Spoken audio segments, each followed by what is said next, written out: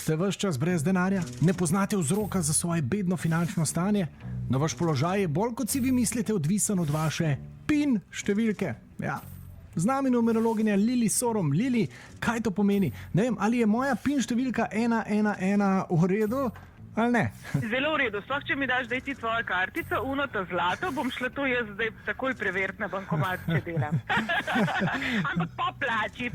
Dobro, če sva resna, recimo, da je PIN 1111. Je v redu ali ni? 111 v bistvu ni, ne? Enka je ful prehitra energija. To pomeni, da denar pride in tudi gre. Zdaj, če ga vmes uspeš usmeriti tako, da je zate prav super, ampak ponavadi je tako, da pač premo sorazmerno so veliki stroški s tem, kolikor imamo mi nakazilo. Podobno recimo je tudi 9999 ni v redu. Po Feng Shuiu sicer simbolizira obilje, ampak za generacije, ki prihajajo.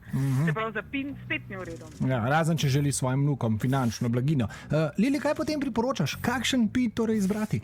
Idealno bi bilo, če imamo kakšno številko iz rojstnega datuma, na začetku PIN-a naj bo enka, nikakor ne na koncu, ničla nikakor naj ne bo na koncu, ker gre potem v nič, ampak je lahko v sredini, tudi naj ne bo na začetku.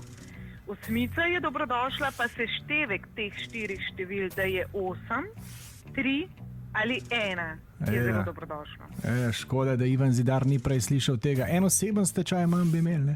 Lili, a je samo za bančno kartico pomembno, kakšen PIN imamo, ali pa je treba paziti recimo tudi pri PIN-u za naš mobilni telefon? Zavisno, kaj je naš namen.